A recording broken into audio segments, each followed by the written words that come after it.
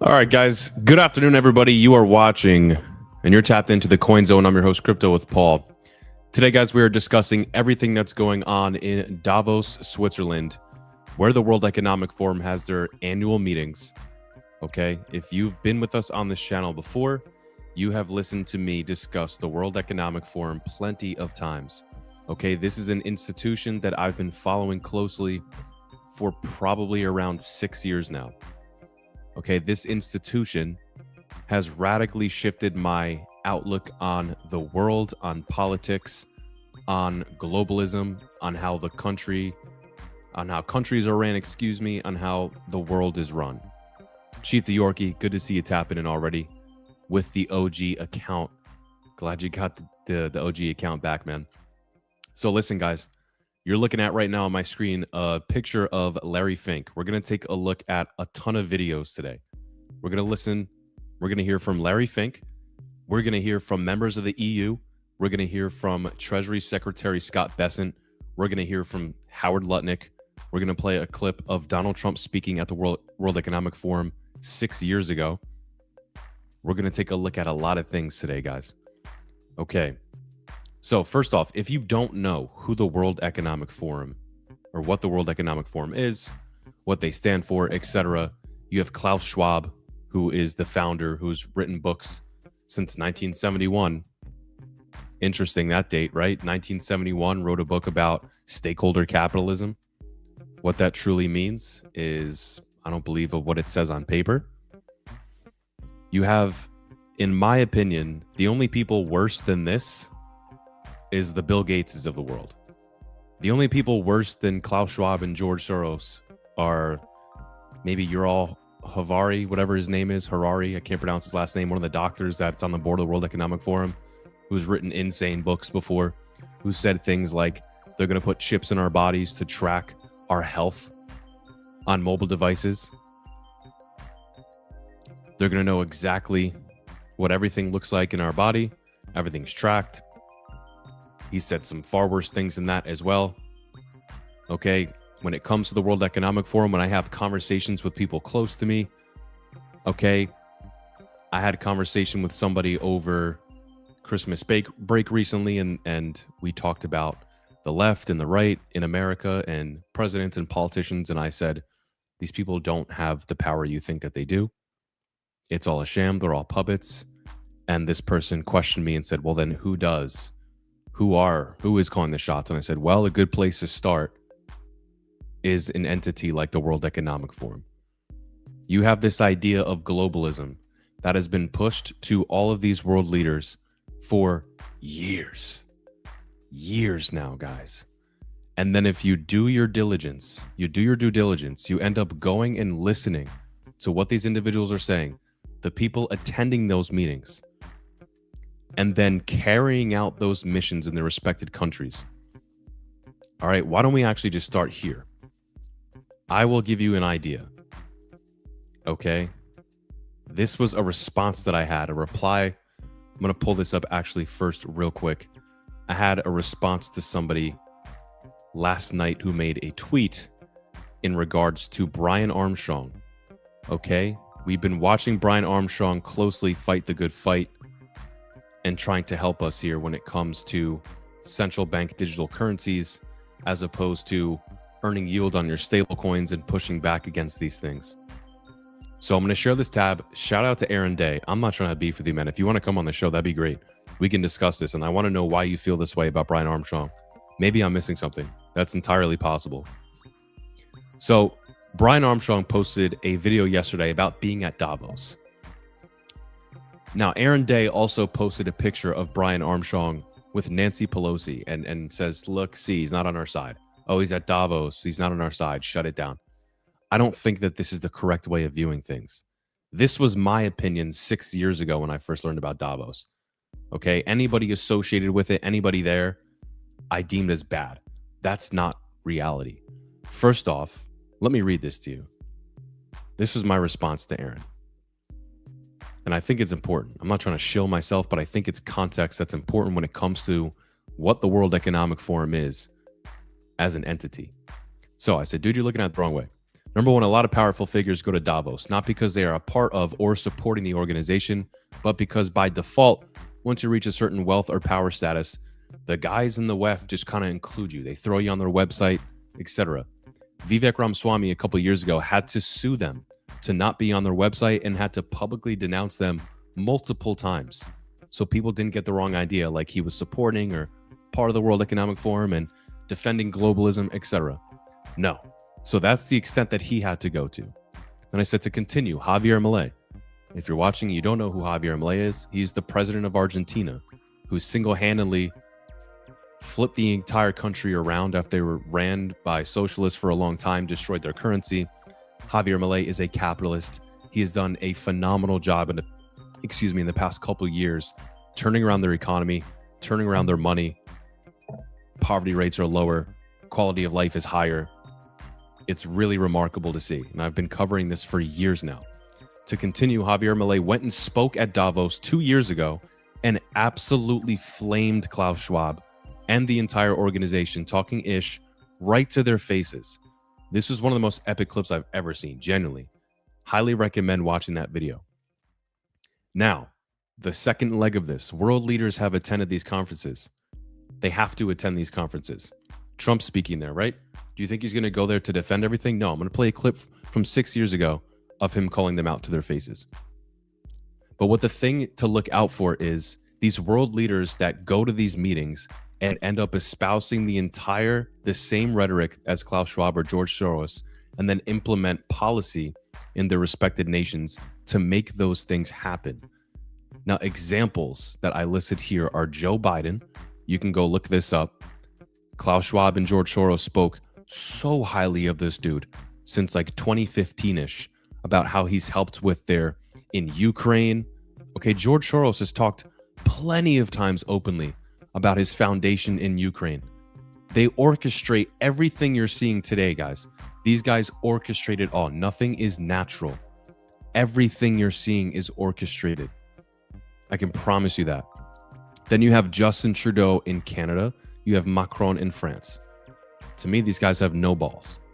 They're just doing whatever they're told to do, despite whatever the people of their countries feel, despite the quality of life of the people, whatever they're saying. I mean, Justin Trudeau had the worst approval rating in a very long time in Canada. He's not the president anymore. Their taxes were insane. So many things were insane. People were leaving because of it. Canada's like the California. California's like the Canada of the United States. Okay, and second, I said, look, man, I know you posted a picture of Brian Armstrong and Nancy Pelosi. I think it's really silly to jump to the conclusion that just because they have a photo together, they're on the same team. If you want to get things done, you got to shake hands with people you don't respect or you might not like. Okay, just because they got a photo together doesn't mean that Brian Armstrong's like, Nancy, bro, stock trades are superb. Let's learn from you. You're a great trader. Love to see it. I don't think that's what's happening, guys. Okay, Coinbase has been around for over 12 years. They have been sued, millions and millions of dollars, slandered, fined, subpoenaed, you name it, losing millions of dollars, losing their time with their family, sleep, etc. Just because one photo you think he's against you is just not smart, in my opinion. If he was on their side, then why is he the biggest name fighting for this bill to include better language that supports the people? And why did Coinbase announce their support for the bill? I don't think you can take everything at face value. And again, this was the mistake that I made 6 or so years ago when I first learned about the World Economic Forum. Everybody that I saw speak there, I just assumed that was associated with being bad or negative. That's not the case. Okay, I don't believe that's the case. So let's take a look at tons of videos here, okay, from the World Economic Forum. Number one, we're starting with Larry Fink. If you didn't know, guys, Larry Fink is now on the board of the WEF. That is very scary. We're talking about one of the most powerful financial leaders in the entire world. BlackRock is the largest asset manager in the world with over $11 trillion of funds under management. So naturally, what do the leaders of the WEF do? Well, we need this guy under our wing. He's too powerful. We need to convince him that he needs to do good for us. So you have the most powerful people in the world. Ray Dalio's there. We're going to take a look at something Ray Dalio says later. Okay, Ray Dalio, hedge fund of Bridgewater. I really like Ray. He has a great book called The Changing World Order. If you want to understand money and power and the way that the world is heading right now, I think that's a great book to read. Let's just start here with this clip of Larry, and it's really interesting what he says. Really interesting with what he says, because they're going to basically call out right to our faces exactly what we've all been saying that they've said is conspiracy, and then turn it around and say, no, you know what? Yeah, we have lost trust in institutions, but, we have to do something about it. We believe that outside the United Nations, this is the largest gathering of global leadership of the post-COVID period of time. For many people, this meeting feels out of step with the moment. We hear all about the elites. And how does that play out in an age of populism? How does an established institution make a difference in an era of deep institutional mistrust? And there's some truth to the critique. I believe in this forum for a long time. I certainly wouldn't be leading this if I didn't believe that we can change and make the world better. But it's also obvious that the world now places far less trust in us to help shape what comes next. If the World Economic Forum is going to be useful going forward, it has to regain that trust. Okay. So why do you think people have lost trust in these institutions? We're seeing things come out every day, like this, for example. The quote-unquote uniparty in D.C., meaning both sides, have allegedly misappropriated $55 trillion from the American taxpayer since 2008, says former HUD Assistant Secretary Catherine Austin Fitts. $55 trillion. And you have an entire ideology being supported in this country that raising taxes will somehow make things better. No, we need to raise taxes in order to fix all these things. That's the dumbest idea I've ever heard. You look at other countries like Dubai, for example, where there is no taxes. Their infrastructure there is great. It's beautiful. People like going there. How did that happen without taxes? I'm just saying. America's infrastructure is falling apart. We're at the brink of a civil war. Parties can't get along. One party's only approach right now is to say the opposite of whatever the orange man says. Socialism is becoming popular. It's complete disarray because you have zero trust in these institutions anymore. The average young man can't stand the state of the world right now. It's extremely hard to save money. It's extremely hard to buy a house. There's so many problems. And when you start to look into it, when you start to dig in and find the truth, who's at the heart of a lot of these things, who funds a lot of these things, it's guys like George Soros on the board of the World Economic Forum. Now, I think another clip I want to go to right now, real quick, is Howard Lutnick, okay? Because this is a good follow-up based off of what we just heard from Larry Fink, okay? Let's listen to Secretary Lutnick, who, if you don't know, he's in the Trump administration, okay? Talk about globalism, because this is the heart. When I spoke to this individual over break, and she does not understand my political beliefs and ideologies, I said, okay, you got to understand there's a global push to institute a one world order, and then you have guys like Donald Trump, guys like Javier Milei, guys like Nayib Bukele in El Salvador, who are pushing back against that. The Hungary prime minister, I believe, is another example, maybe the previous one. You have world leaders who are pushing back against the World Economic Forum. But then you have ballless leaders like Joe Biden and Justin Trudeau just ushering everything in. Yes, yes, master. Yes, master, regardless of what their people say. Let's listen to Howard Lutnick. Well, I think you should start at a much higher level. Okay. We are in Davos at the World Economic Forum. And the Trump administration and myself, we are here to make a very clear point. Globalization has failed the West and the United States of America. It's a failed policy. It is what the WEF has stood for, which is export, offshore, far shore, find the cheapest labor in the world, and the world is a better place for it. The fact is, it has left America behind. It has left the American workers behind. And what we are here to say is that America First is a different model, one that we encourage other countries to consider, which is that our workers come first. We can have policies that impact our workers. Sovereignty is your borders. You're entitled to have borders. You shouldn't offshore your medicine. You shouldn't offshore your semiconductors. You shouldn't offshore your entire industrial base and have it be hollowed out beneath you. You should not be dependent for that which is fundamental to your sovereignty on any other nation. And if you're going to be dependent on someone, it darn well better be your best allies.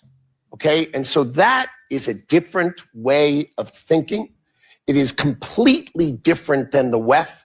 I viewed the WEF as not a flagpole in the middle, but in fact, they are the flag. Whichever way the wind blew, so it blew. You should have solar, you should have wind.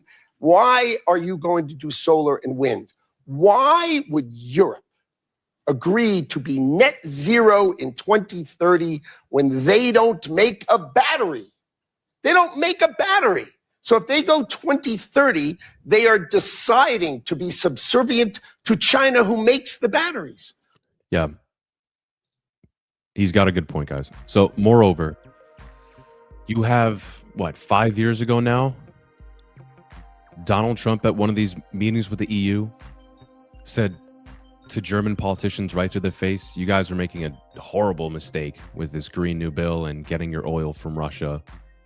It's not going to end well. And what happened? They laughed. They panned the camera. The guys were laughing at him. What happened 2 years later? You have German citizens dying from frostbite because Germany shut down tons of their coal plants. And to produce energy, they had to rely on entities like Russia. And it didn't go well. People had to choose between buying food and heating their house for a period of time. And I don't think it's going that well either. And what else do you see from entities like this? What else did Germany do around the same time period? They sold all of their Bitcoin. How did that end? What do they sell at? 40,000 or something like that? They would have been up huge right now. Yeah, we got tons of more clips to play, guys. We heard from Larry. Okay, we just heard from Howard Lutnick. Now maybe let's go to... Let's go to Ray Dalio real quick, because I mentioned Ray already. Ray could be seen as an alarmist, similar to how Robert Kiyosaki addresses things.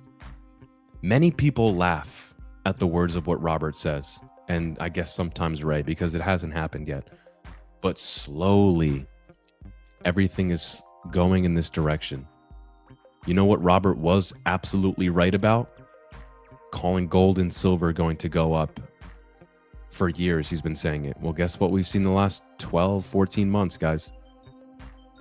You would have been doing real good if you bought some gold and silver. Okay? Again, Changing World Order, I believe Ray Dalio's book is called. Great book. Listen to this man speak, guys. This is billionaire hedge fund manager of Bridgewater, Ray Dalio. I enjoy listening to Ray speak. I think he's very smart, and I genuinely think he means well, and he's concerned. Let's take a listen. Let's step back from the sensational and be clear about what I mean. The monetary order is breaking down. Okay. What I mean by the monetary order is that fiat currencies and debt as a storehold of wealth is not being held by central banks in the same way, and that there was a change. The biggest market to move last year was the gold market, far better than the tech markets, right, and so on. And the U.S. markets underperformed foreign markets because of the fact you could see it in the numbers of the central banks and so on. So let's just look at the fact that on the other side of trade deficits and trade wars, there are capital and capital wars. And so as we're looking at that, and you reported what the stock market and so on, but you didn't report that the gold market is also up 3. We did say that earlier this morning. Okay. It's up to But record I'm levels saying again, and silver. Is you look at what is happening and why it's happening and who's buying it. So let's just take a moment on that capital war issue, okay? We know that both the holders of US dollar denominated debt, which is money, and those who need it, the United States, are worried about each other, right? So if you have other countries who are holding it and they're worried about each other and we're producing a lot of it, that's a big issue, right? So you have to explain what is going on with fiat currencies, generally speaking. And now if you take the conflicts, you can't ignore the possibility that capital wars, in other words, maybe there's not the same inclination to buy U.S. debt and so on. We at least need to talk about those possibilities and find out who is buying and selling what that is behind these market movements. And what? Yeah. Okay. So shout out to Ray Dalio, guys. There's my music. Wonder why it wasn't playing. Let's go to this real quick, guys. And again, you know, we've talked about fiat currencies a number of times on this channel. Fiat currencies have a life cycle. Right now, you have banks pushing back so heavily against stablecoins. Why? Because they are absolutely scared and threatened by them. So much so that they're creating their own, because Jamie Dimon said flat out 2 weeks ago, whatever it was, no, blockchain's real. This is a better technology. It's better than the traditional financial system. It's here to stay. Blah, blah, blah. Well, that was after years of denouncing it and saying it's a scam, Bitcoin's a scam, well, whatever, blah, blah, blah. These guys have to beat them. And by beating them, they have to join. So what are they trying to do still? Operation Choke Point 3.0, 4.0, however you want to look at it at this point. They're still trying to kill the industry. And that's what Brian Armstrong is pushing back on. We're going to hear from Brian in a second as well. I got clips about Brian Armstrong and Davos as well.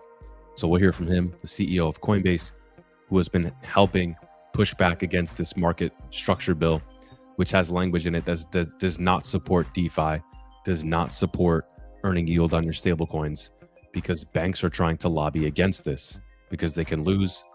Bank of America said, not me, Bank of America said $6 trillion of capital could flow into stables as opposed to staying with banks. And I just discussed yesterday, you know, us watching this right now in the Coin Zone, make sure to hit that like button and subscribe if you haven't already. We might be ahead of the curve, guys. If you're interacting with DeFi platforms, if you hold stablecoins, if you're earning yields anywhere on Ethereum, on Solana, on Cardano, wherever, any layer one or anything, any DeFi protocol, anything, you're choosing to opt out of the TradFi system. You're choosing not to hold your money in a bank and let them issue it out tenfold, create money out of thin air via fractional reserved banking. People say crypto's a scam. The TradFi banking system is a flat out scam. It's a Ponzi scheme. They create money out of thin air and then lend that out. Why do you think banks collapse? Because if a run on the bank happens and people want their money back, they want their deposits, they want to withdraw that. They don't have it. The banks don't have it. A couple years back, when all those banks were collapsing, we had a big issue in 2022, 2023. I was covering it on my previous show with my co-host Brian. What happened? They called up Jamie Dimon and JP Morgan and said, hey, How about we consolidate these banks into you so we avoid a further catastrophe? That's not what a free market is. That's not true free market capitalism. That's controlled. Okay, the bottom line is, guys, people like me and you are realizing that this system is screwed. Ray Dalio himself just told you. Billionaires all the time are telling us now. Why do you think you have guys like Tim Draper, Bill Miller, these investing gurus who have tons of Bitcoin and say, yeah, Bitcoin's going to continue to grow and get much bigger? Because they know it doesn't even matter if the average person still doesn't get it yet. The TradFi system is collapsing in real time. The interest that we have to pay on our national debt is insane. And Bitcoin and cryptocurrency offers another route away from that system. And you have a lot of people like me and you right now who kind of get that. And we're like, well, why don't we check this Bitcoin or crypto thing out then? Because clearly we're kind of being screwed. Not kind of. You know, the stuff like this that's been popping out every day left and right? $55 trillion of American taxpayer money was misappropriated. You have everything that's going on in Minnesota right now. In California, billions of dollars, not just misappropriated or lost, funneled back to these politicians who, when they first got into office, their net worth was negative 100,000 because they had student loans. And then after 2 or 3 years, their net worth is $4 million or $10 million. How is that possible on a salary of $150K a year? How is that possible? Well, it's possible via insider trading or flat out corruption. So as this system is being exposed in real time, you have guys like you and I who are like, do that. We're looking for a way out to fight back against the system. And then you have straight NPCs who will just repeat whatever the news tells them to repeat. And you actually have a large portion of this country who are still in favor of raising taxes. That is absolutely insanity. It's literally insanity. Let's get to Brian Armstrong, guys. So our favorite bald man is fighting the good fight. Took a trip over to Davos, meeting with these banks to try to get a deal cut. Now, you may not like Brian. Oh, Coinbase this and Coinbase that. I'm a big fan of Brian, guys. I'm not going to dive into those conspiracies and say Brian's only doing it for Coinbase, for this and that. I don't believe that. Okay. Brian Armstrong is doing us a good solid, and that is my personal opinion. Let's take a look at what Brian Armstrong just said at the World Economic Forum, calling out the big banks. I don't think he would be making statements like this if he wasn't trying to help the average person. Let's take a listen to Brian Armstrong at the World Economic Forum, sitting down with the Squawk Box. This is Andrew Ross Sorkin sitting to his left, who is on CNBC, part of the Squawk Box in the morning. This guy has been at Davos plenty of times, which is a little sus. You should look into his family members as well, Andrew Ross Sorkin. That's for another time. But let's play this clip of Brian Armstrong. Well, the banks are doing something very different, which is called, fractional reserve lending. So they're actually lending out customer deposits without their permission, essentially, right, to, earn the spread. And that's what the whole banking, that's why there's such heavy oversight from banking What's different regulation. in what you're planning on doing with So your customers' assets? So under Genius, stablecoin issuers have to hold 100% reserve. It's not fractional reserve. 100% of the assets are in short-term U.S. Treasuries. It's very low risk. It's less risky than... Well, okay. Short clip. We can try to find the full clip. I think there is a 4-minute version. No, this is a different version, different point. This is Brian Armstrong at Bloomberg. So this is Davos still. This is a 4-minute clip though. I don't know if we'll listen to the whole thing, but it's interesting to hear what Brian Armstrong has to say, what he's been saying publicly for a very long time with the pushback. And he's not the only one, guys. If you really want to listen to somebody go crazy about this system, not holding back at all, it's Charles Hoskinson. I mean, Charles, to the detriment of Cardano, has been stupidly outspoken. And I have a lot of respect for it. And just looking at it through that lens, I have a lot of respect for it. Has it been the best for ADA's price action and adoption? No, it hasn't. Absolutely not. So if I'm just looking at it through a DGen trying to make money lens, then I would probably hate somebody like Charles. But my ethos, my morality, listens to the words that come out of Charles's mouth, and I have to agree with it. So however you guys want to look at it, but let's take a look at this clip. I don't know if we'll listen to the whole 4 minutes, but Brian does say some interesting things here. So let's take a listen to Brian Armstrong again. Again, guys, this is the CEO of Cryptocurrency American Exchange, Coinbase. This moment in DC about getting market structure legislation passed. And the bill's made good progress. It got a strong bipartisan vote in the House. It's now being deliberated in the Senate.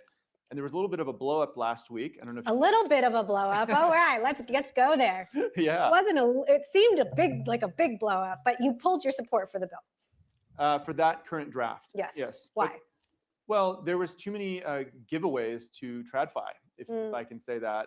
Our view is that there should be a level playing field for this is allowed, this is not allowed, and then all the US companies compete.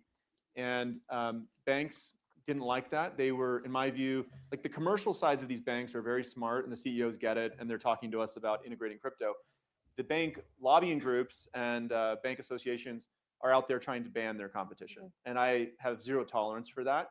I think it's un-American. It harms consumers, and the banks need competition. They need to innovate. We also saw this from some of the securities broker lobbying groups because tokenized equities are a big thing happening in crypto. So there was 3 or 4 kind of red line issues we saw in the draft text. And as I was in DC that day meeting with members of the Senate, I asked them, okay, is there a path to fix this after it comes out of committee? And they basically told me behind closed doors, if this comes out of committee with a bipartisan vote, we can't really help you on the full Senate floor. And so I felt like I had to stand up and say something defending our customers' rights. And I was careful not to opine on what the Senate should do in terms of a markup or not. And I was careful not to say anything. We don't represent the whole crypto industry, but from a Coinbase point of view, I was not comfortable with the draft text as written. And I'm glad that everyone came back for another round of negotiation.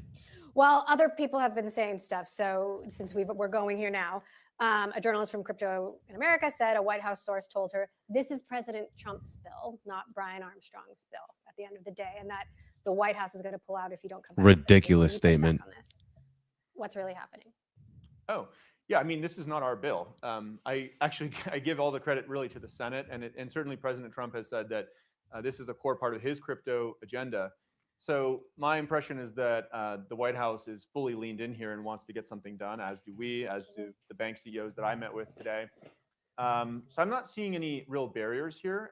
There's some people who are a little grumpy. I think they got caught off guard that we didn't support the draft as is. But it's kind of like that metaphor of 3 blind people looking at an elephant and everyone's trying to figure out.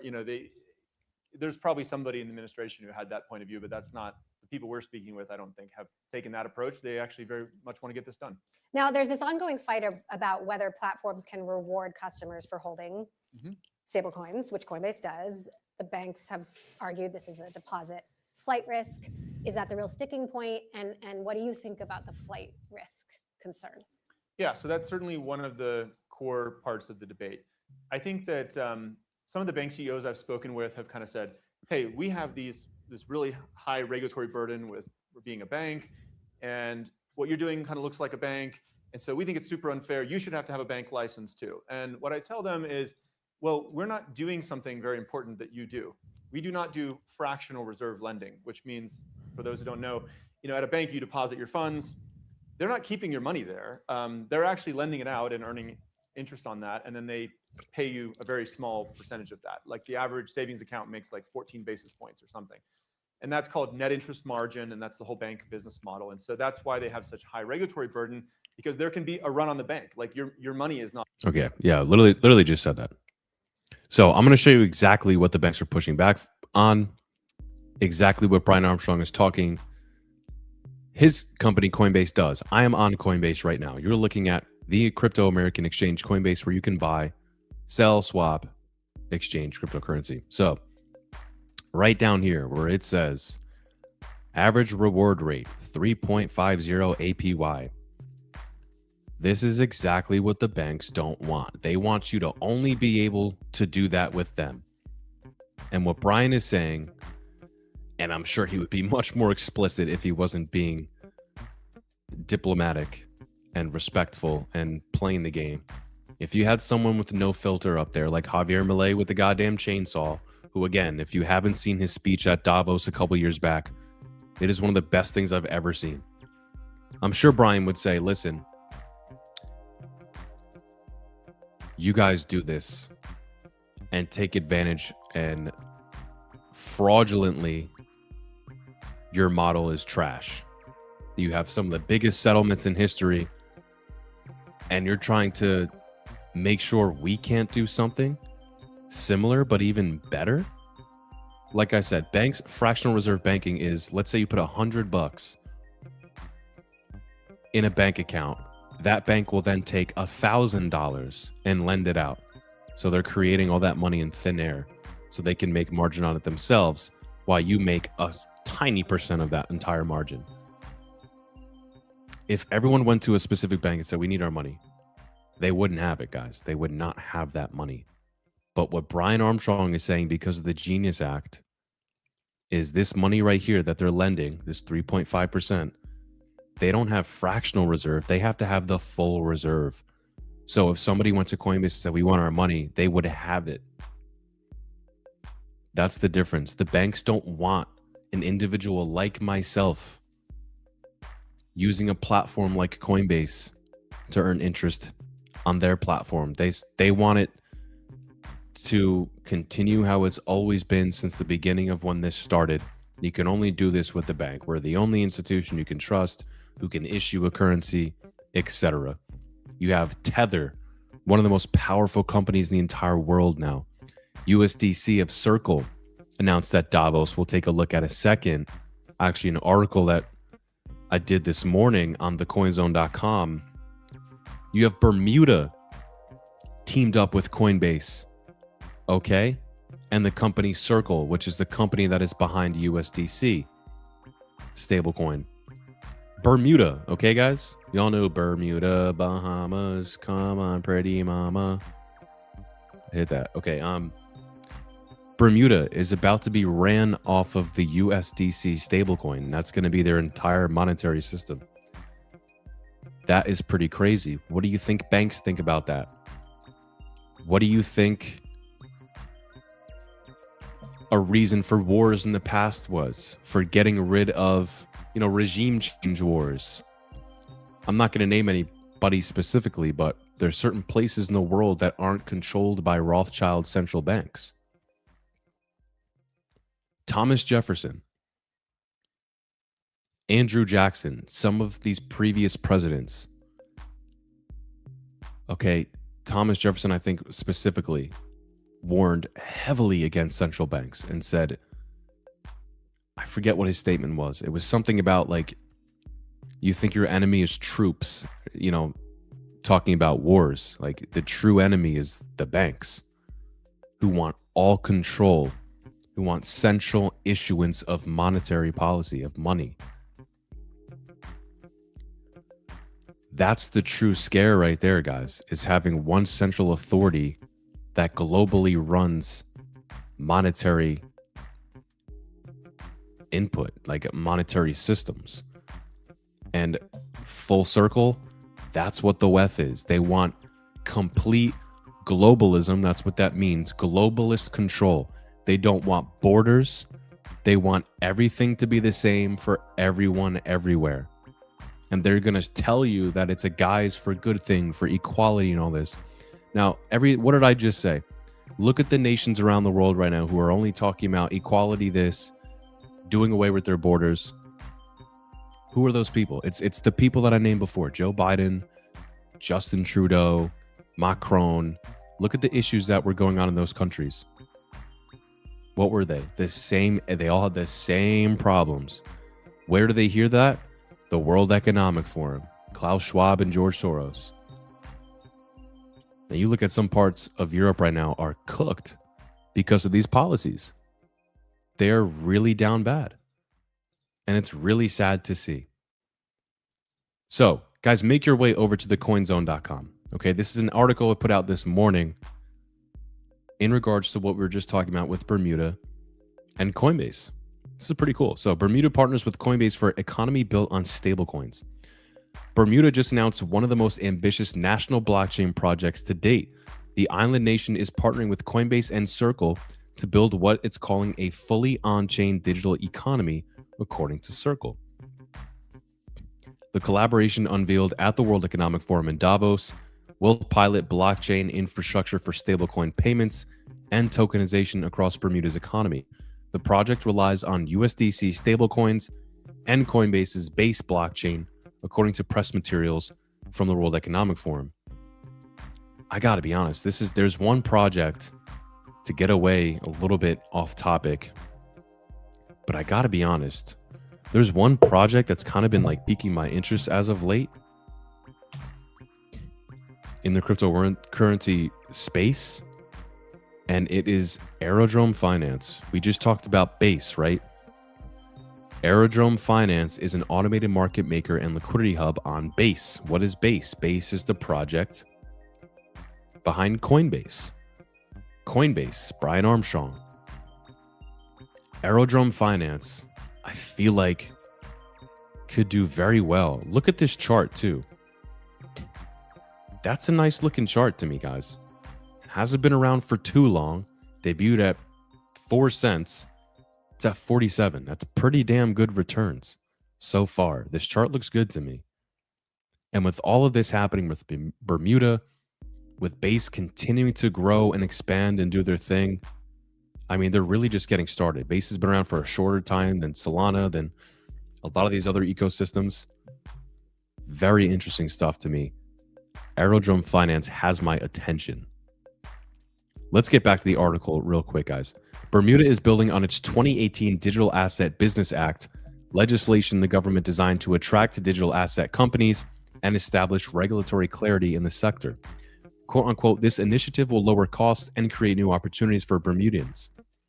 That's a cool word to say. A Bermuda government official said in the announcement. Absolutely wild to see, guys. Yeah.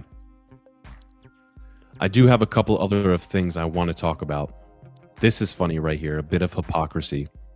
You have people like Bernie Sanders, who fits right into this. Oh, the biggest thing we need to focus on right now is the climate change. Okay. Sure. It's really not. But then you have this, right? The people who are telling you to eat bugs, to not travel. Some parts of the world are implementing climate taxes. Absolute scam. The most ridiculous thing I've ever seen. Are the same people that fly every day on private jets, eat whatever they want, steak, 5-star hotels, whatever. These people have a larger impact than you ever will in your lifetime. Ever will. Ever will in your lifetime. Anybody who flies on PJs like this across the world, going to Davos right now, they have a bigger impact on the climate than you ever will in your lifetime.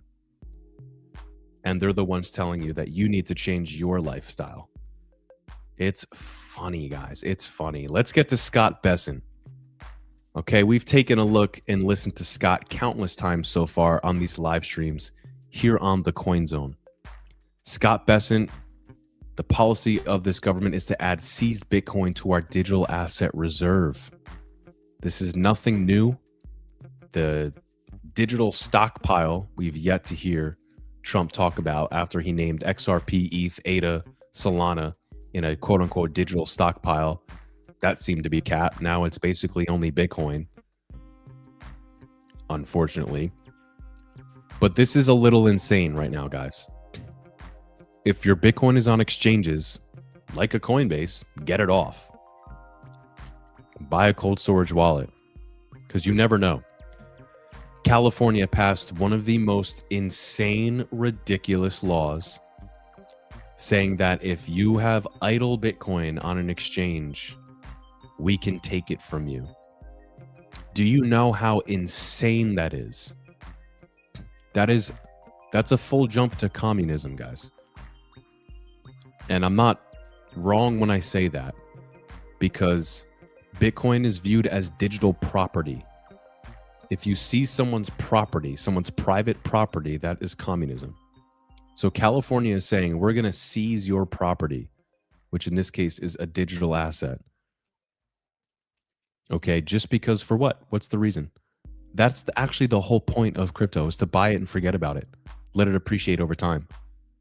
But California's saying, oh no, it's you forgot about it or you lost it or something like that, so we're going to take it because we know what to do with it better than you. What are you talking about? Absolutely insane. So if you're hearing this Treasury Secretary say we're going to build our stockpile with seized Bitcoin, that's extremely concerning. Let's take a listen real quick to Scott Bessent. Can you give us an update this year in 2026, what America's strategy is for a Bitcoin strategic reserve? And given that the SDNY recently seized Bitcoin from developers working on a project called Tornado Cash, what does the administration think about that, contrary to Trump's executive order saying that Bitcoin should not be, seized Bitcoin should not be sold? So a lot of things to unpack there. I'm not going to talk about Bitcoin specifically. What I will talk about is the administration led by Treasury and our colleagues on both sides of the aisle in Congress passed historic legislation, the Genius Act for stablecoins. We are working on clarity legislation. And our goal, again, it is the president bringing digital assets and innovation onshore to the US. We want to be the best regulatory regime for digital assets and creativity to spark innovation. The previous administration almost created an extinction event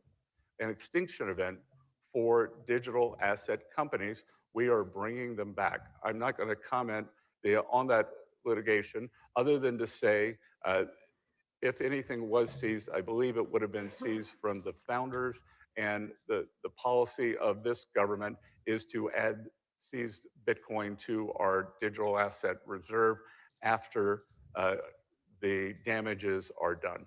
So the Bitcoin reserve, our view was first you have to stop selling, which we have done, and then we can add the assets in asset forfeitures. All right. So that's Secretary Scott Bessent. Now let's turn our attention to, this is crazy. Okay, 1 trillion IMF director. If you don't know the IMF is the International Monetary Fund, one of the central banks that runs the world, that had complete control over El Salvador till they utilized Bitcoin to pay off their debt to the IMF, which they are not happy about. Now they're trying to tell Nayib Bukele what to do with his Bitcoin profits. And he's in a nice way saying, yeah, all right, go screw yourself. But listen to what they're saying here, guys. I don't know what more I can do on my Instagram page, trying to help the average person, people I went to high school with, college with, family and friends, to tell you, look, like Bitcoin's not some freaking stupid internet money scam thing.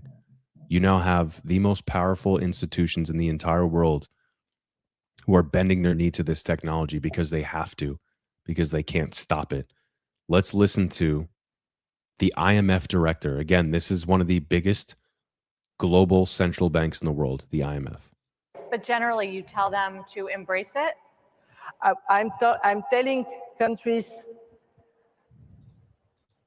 accept reality. Fiat money is moving digital.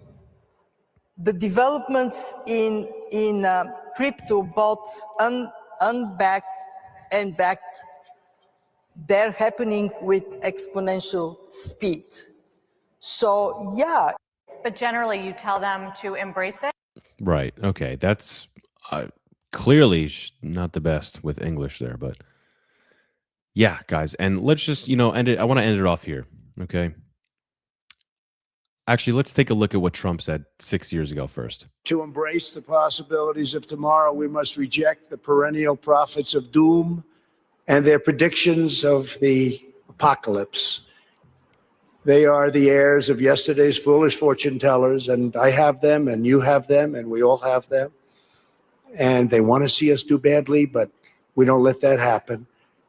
They predicted an overpopulation crisis in the 1960s, mass starvation in the 70s, and an end of oil in the 1990s. These alarmists always demand the same thing: absolute power to dominate, transform, and control every aspect of our lives. We will never let radical socialists destroy our economy, wreck our country, or eradicate our liberty. America will always be the proud, strong, and unyielding bastion of freedom. Okay. Right there is one of the biggest reasons why. Let's see, Chief the Orky, the deep state, the media, every power that be that truly runs the world. That is why they can't stand Donald Trump. That is why they try to get him, throw him in jail, anything. That's why they can't stand Javier Milei.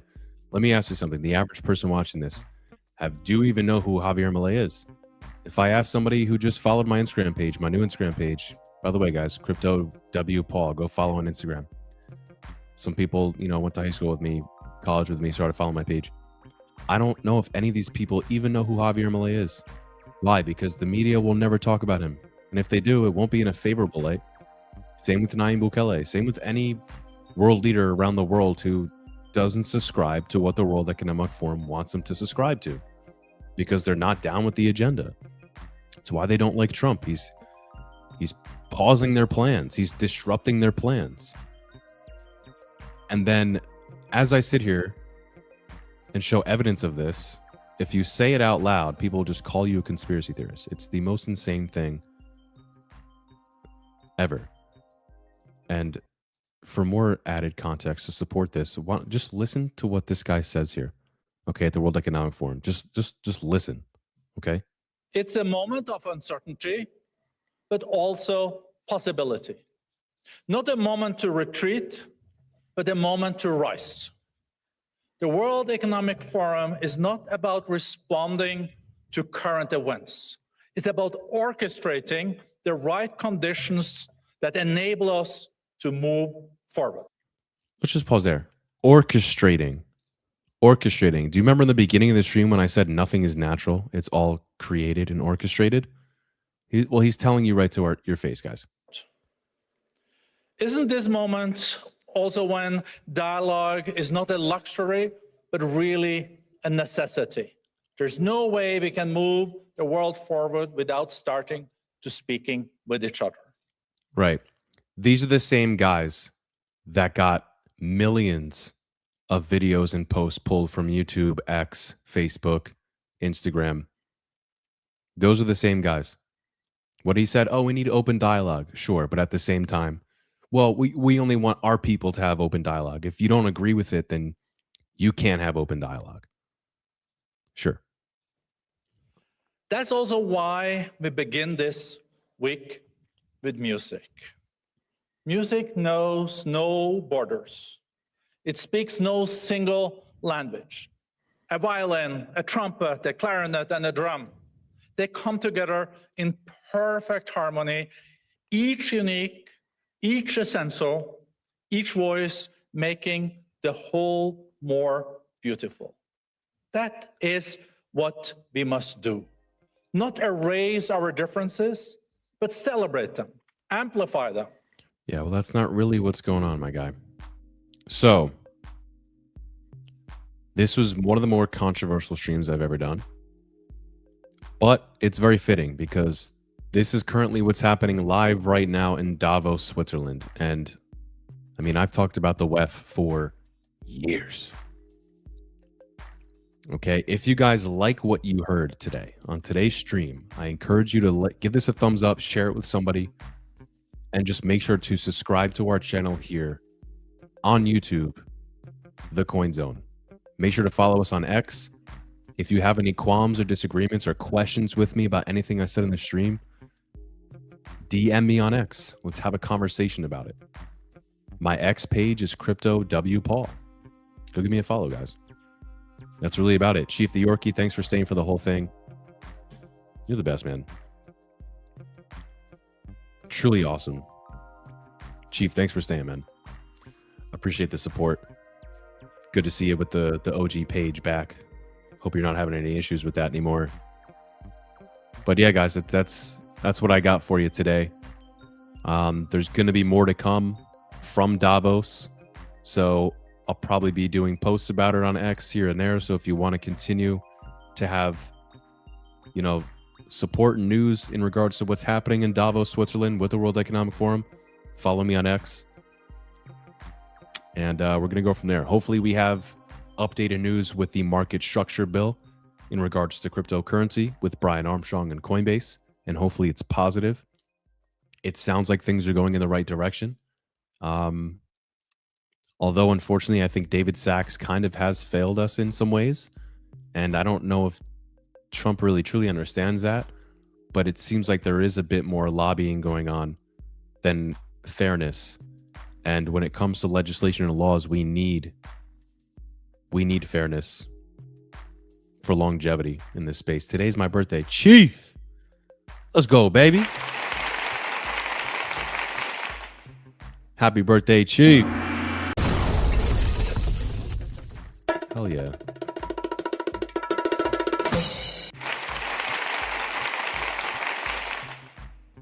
Chief the Yorkie, happy birthday, man. Thanks for tapping in, giving us some of your birthday time today. Love to see it. Chief, I hope you have a great rest of your day. I hope you have a great rest of your week. It's only Tuesday, January 20th. Let's go, baby. Happy birthday, Chief the Yorkie. Thanks for tapping in. As always, you are the man. I'll be back tomorrow on the live stream. And I'll be back Thursday and Friday as well. So if you guys like what you saw today, sub to the channel so you can see all of our future streams as well. Once again, guys, you have been watching The Coin Zone. I'm your host, Crypto with Paul. I'll be back again tomorrow for another stream, so make sure to tap back in. Chief the Yorkie, take care, man. Have a great birthday. I'll see you guys tomorrow.